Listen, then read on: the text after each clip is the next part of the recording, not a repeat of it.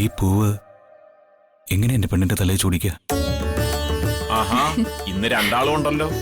അല്ല, അർച്ചനയ്ക്കുള്ള രസീത് എഴുതിയില്ലേ?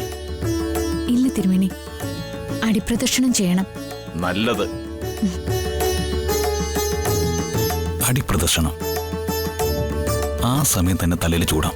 മനസ്സും ശരീരവും ശുദ്ധി വരുത്തി മനസ്സിൽ നാമജപത്തോടെ അടിപ്രദക്ഷിണം ചെയ്താൽ ദേവി ഏതാഗ്രഹവും സാധിച്ചു തരും. എന്നാൽ വൈകണ്ട, തുടങ്ങിക്കോളൂ. ശരി തിരുമേനി. എന്റെ ആഗ്രഹം അതാ തിരുമേനി. എന്റെ മനസ്സിന്റെ ശ്രീകോവിലിൽ കൂടിയിരിക്കുന്ന എന്റെ പെണ്ണിന്റെ തലമുടിയിൽ ഈ പൂവ് ചാർത്തണം.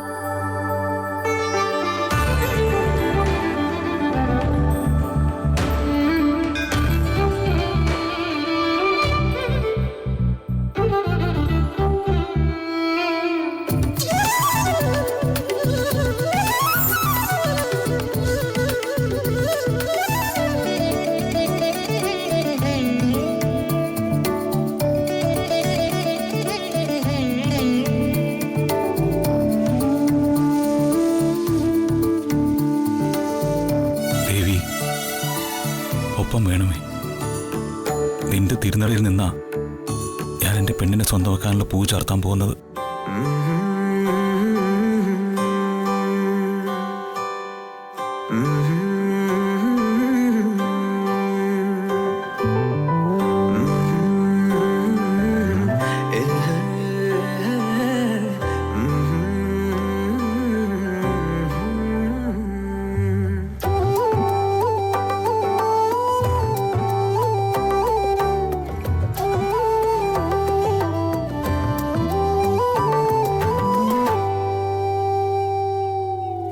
ആരാരും കാണാതെ പുന്നാരം ചൊല്ലാതെ നെഞ്ചോരം ചായുന്ന പൊന്നീണമേ, ആരോടും മിണ്ടല്ലേ രാവാകെ ഞാനില്ലേ മിന്നാരം നെയ്യുന്ന പൂമാലയായി.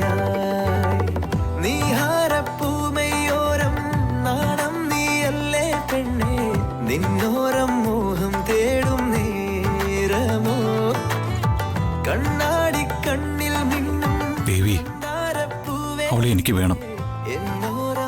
ഈ ഭൂമിയിൽ പിറവിയെടുക്കുന്ന കാലം അത്രയും എന്റെ പെണ്ണായിട്ട്. ആരാരും കാണാതെ പുന്നാരം ചൊല്ലാതെ ഇതെങ്ങനെ ഒന്ന് ചൂടുക? ചായുന്ന പൊന്നീണമേ.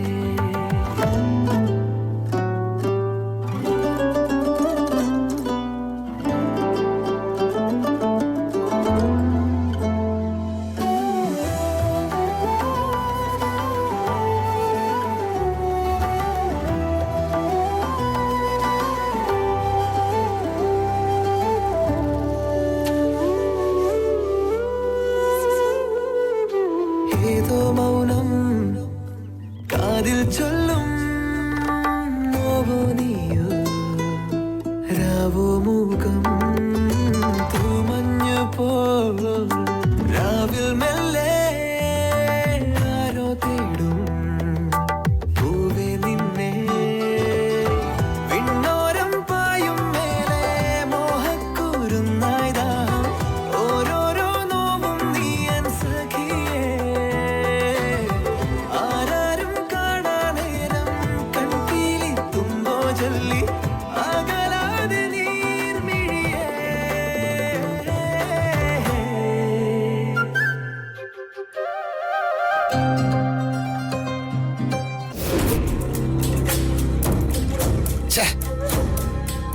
കറക്റ്റ് സമയത്താ ശകുനം മുടക്കിയ പോലെ ഒരുത്തൻ ഇടയിൽ കയറി വന്നത്. ശരിയാ, നല്ല ചാൻസാ നഷ്ടമായത്.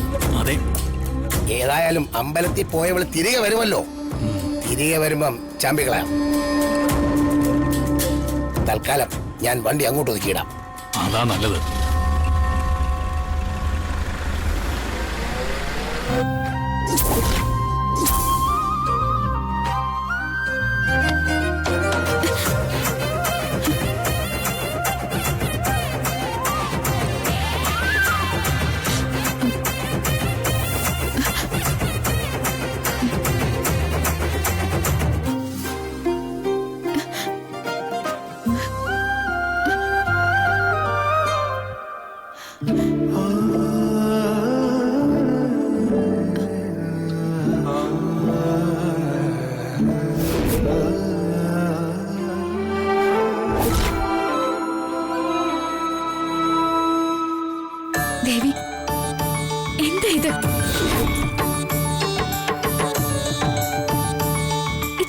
ദേഹത്ത് വീണത്.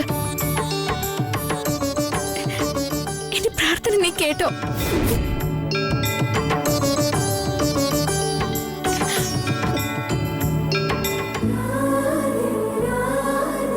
എന്റെ ചുറ്റുവിടെ ആരുമില്ലല്ലോ.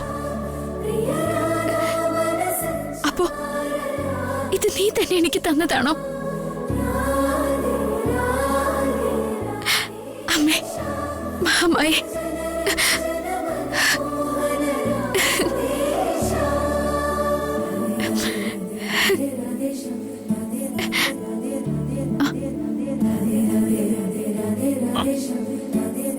എവിടുന്ന ഈ മുല്ലപ്പൂമാല? അറിയില്ല തിരുമേനി. ഞാൻ നടയിൽ തൊഴുതു നിന്നപ്പോ എന്റെ ദേഹത്ത് വന്ന് വീണതാ. എങ്കിൽ സംശയിക്കണ്ട, ദേവിയുടെ അനുഗ്രഹം കുട്ടിക്കുണ്ടായിരിക്കും. വിളിച്ചാൽ വെളിപ്പുറത്തെത്തുന്ന ദേവിയാ. മനസ്സുരുകി പ്രാർത്ഥിച്ചോളൂ.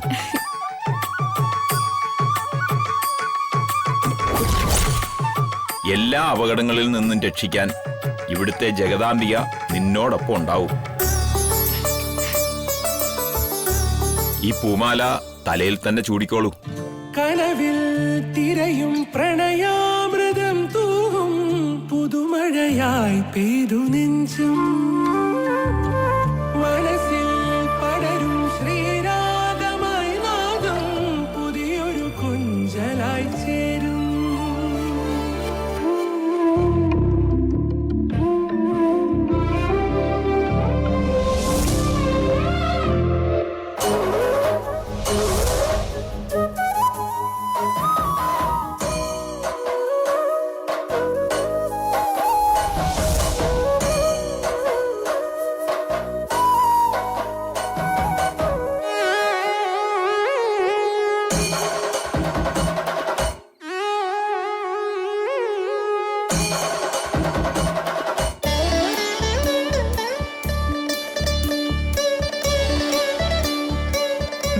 ചേച്ചി, എന്റെ പ്രദക്ഷിണം പൂർത്തിയായി.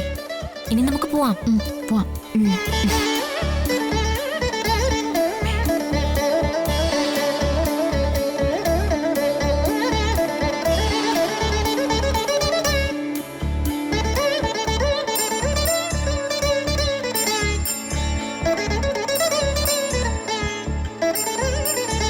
എന്റെ ദേവി, മഹാമായി, നീ എന്റെ പ്രാർത്ഥന കേട്ടു. ആ മുല്ലപ്പൂവ് അവൾ മുടിക്കെട്ടിൽ തിരികെ വെച്ചു. അതിനർത്ഥം എന്റെ ആഗ്രഹം നടക്കുന്നല്ലേ? ദേവി,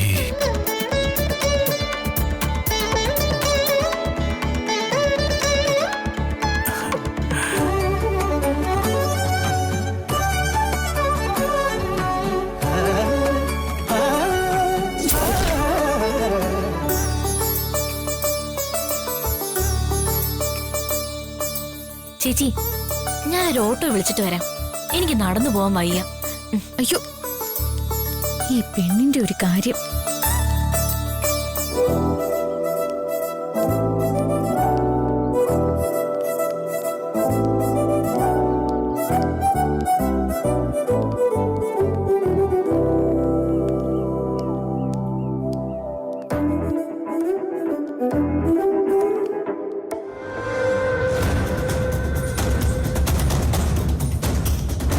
സമിതിക്ക, ദേ അവള്.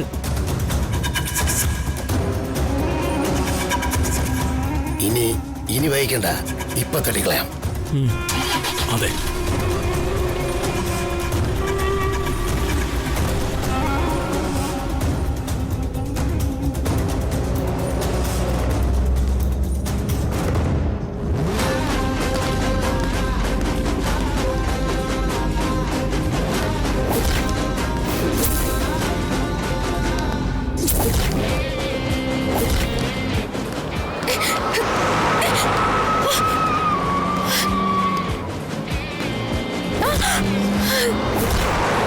ചേച്ചി,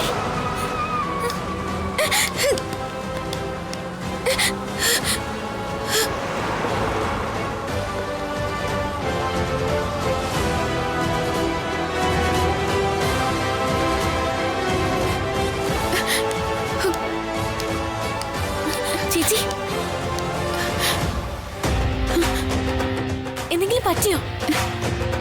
ഒന്നുമില്ല മോളെ. തക്ക സമയത്ത് വന്ന് ഇദ്ദേഹം രക്ഷിച്ചതുകൊണ്ട് എനിക്കൊന്നും പറ്റിയില്ല. നന്ദിയുണ്ട് സാർ. എന്റെ ചേച്ചിയെ രക്ഷിച്ചതിന് നന്ദിയുണ്ട്. എനിക്കല്ല, ഇങ്ങനെ ഒരു അവസരം ഉണ്ടാക്കി തന്ന ദൈവത്തിനോടാണ് നന്ദി പറയേണ്ടത്.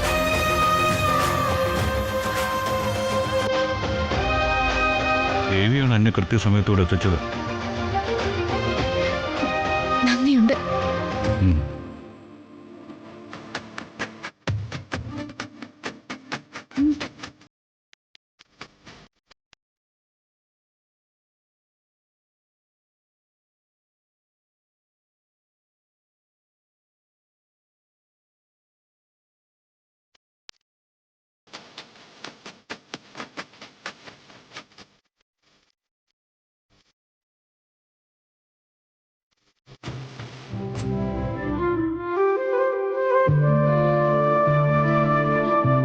ദേവി,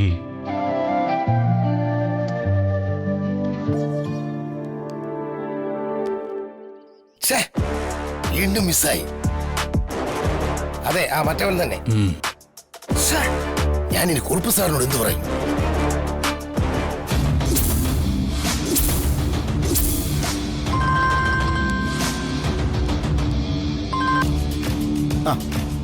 എന്തായി സമ്മതേ കാര്യങ്ങൾ? എല്ലാം പാളിപ്പോയി സാർ.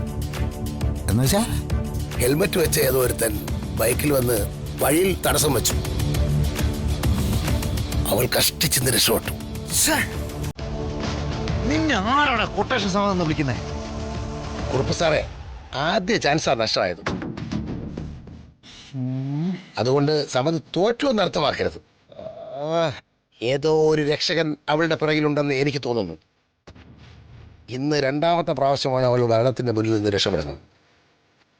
അവൻ ആര് തന്നെ ആയാലും അവന്റെ കൂടെ കഥ കഴിക്കും ഈ ഞാൻ. എടാ പൊട്ടൻ സമ്മതേ, കൊട്ടേഷൻ തലൈവാ. നിന്റെ വീരവാദം കേൾക്കാനല്ല കുറുപ്പ് ഇവിടെ നിൽക്കുന്നത്.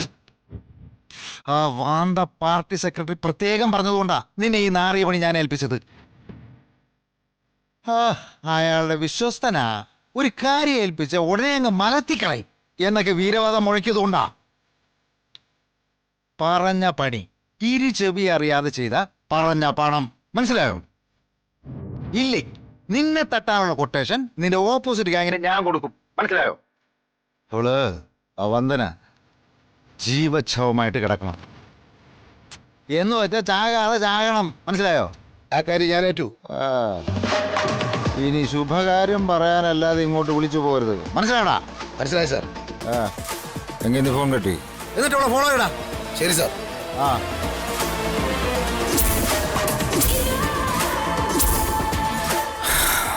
വന്ദന എൻ്റെ ലൈഫിലേക്ക് ഞാൻ അറിഞ്ഞോ അറിയാതെയോ കയറി വന്ന ശത്രു. അവളിത് കുത്തിപ്പൊക്കി കഴിഞ്ഞാൽ ആക്സിഡന്റ് അതെന്ന് എനിക്കും ജഗനൊരു ഊരാ കൊടുക്കായിരിക്കും.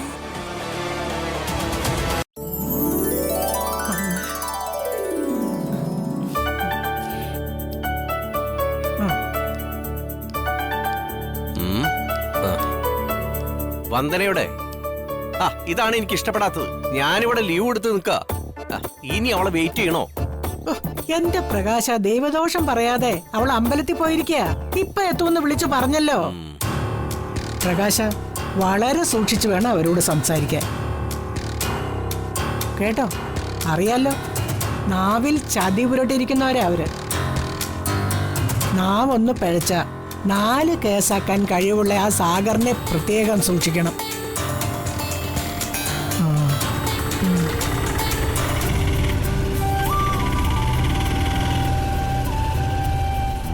വന്ദനയ്ക്ക് എത്തി.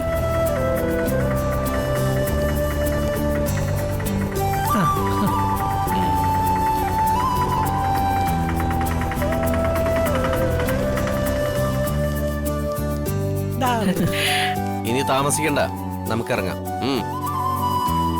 ലോകം കുറെ കണ്ടതായി പ്രകാശ്. ഇത്തരം വിഷജീവികളോട് ഇടപഴകി ശീലമുണ്ട്. പിന്നൊരു കാര്യം, രാഗിയും സാഗറും എന്ത് പറഞ്ഞാലും അമ്മയും വന്ദനയും മറുപടി പറയാൻ നിൽക്കണ്ട. അവരോട് ഞാൻ സംസാരിച്ചോളാം. ഇനി താമസിക്കണ്ട, വാ ഇറങ്ങാം. ചേച്ചി, വീട്ടിലേക്ക് കയറി ചെല്ലുന്നതൊക്കെ കൊള്ളാം, പക്ഷെ സൂക്ഷിക്കണം. വക്കീല് പറയുന്ന നിയമവശങ്ങളെല്ലാം മനസ്സിലാക്കി വേണം അഭിപ്രായം പറയാൻ. എങ്ങനെ കാര്യങ്ങളെ അട്ടിമറിക്കാമെന്ന് മുൻകൂട്ടി ചിന്തിച്ച് തീരുമാനിച്ചു വെച്ചിട്ടായിരിക്കും രാഖിയും സാഗറും സംസാരിക്കുന്നത്. അതെ, ചക്കിക്കൊത്ത ചങ്കരനും ചങ്കരനൊത്ത ചക്കി. ഞാൻ പറഞ്ഞില്ലേ, അതൊക്കെ ഞാൻ നോക്കിക്കൊള്ളാന്ന്. അവരെന്ത് തന്ത്രം പ്ലാൻ ചെയ്ത് വച്ചാലും അത് ഞാൻ പൊളിച്ചടുക്കിയിരിക്കും.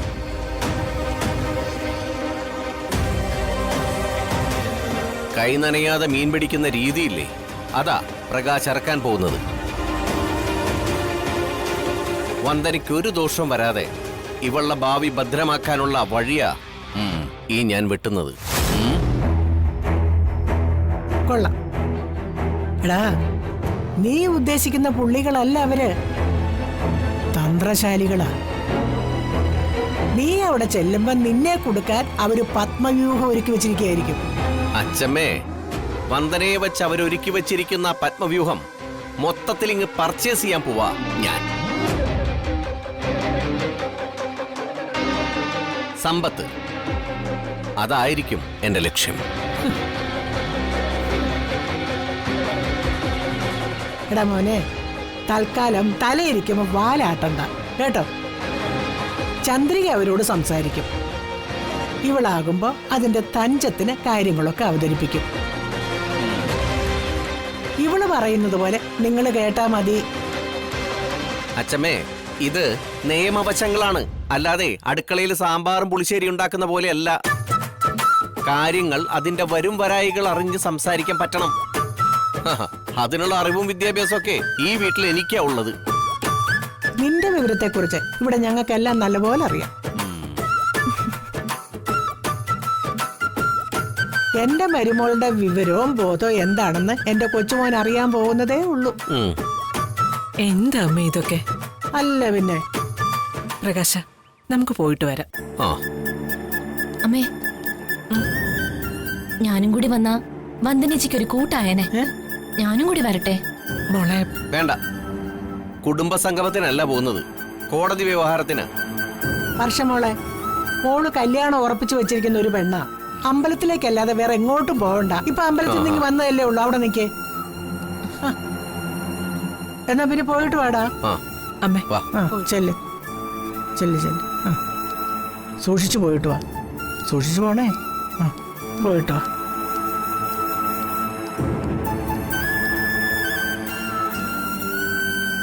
എന്റെ ഭഗവതി.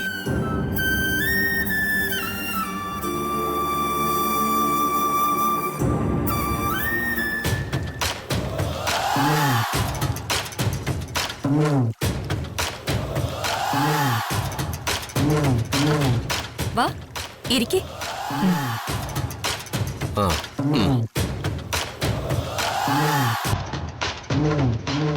ചന്ദ്രികാമ്മ ആദ്യമായിട്ടാണല്ലോ ഈ വീട്ടിലേക്ക് വരുന്നത്.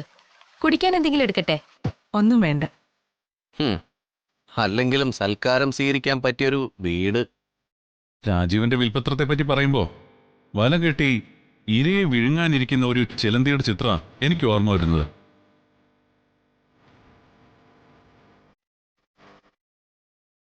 അയാൾ എഴുതി വെച്ച വിൽപത്രത്തില് അപ്പടി നൂലാമാലകളും ഉടക്കുകളൊക്കെ കാണുന്നത്.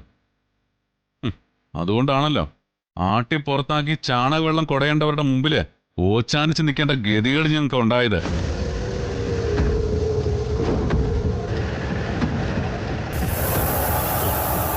നിബന്ധനകൾ ഞാൻ പറയാം.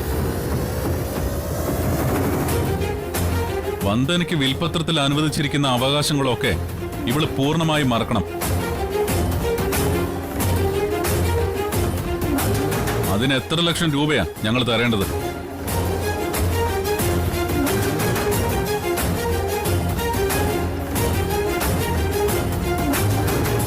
എത്ര ലക്ഷം രൂപയെന്നോ? ഞങ്ങളെന്താ ലേലം വിളിക്കാൻ വന്നവരാണോ? നിബന്ധനകൾ ഞങ്ങൾ പറയും, നിങ്ങൾ കേൾക്കണം.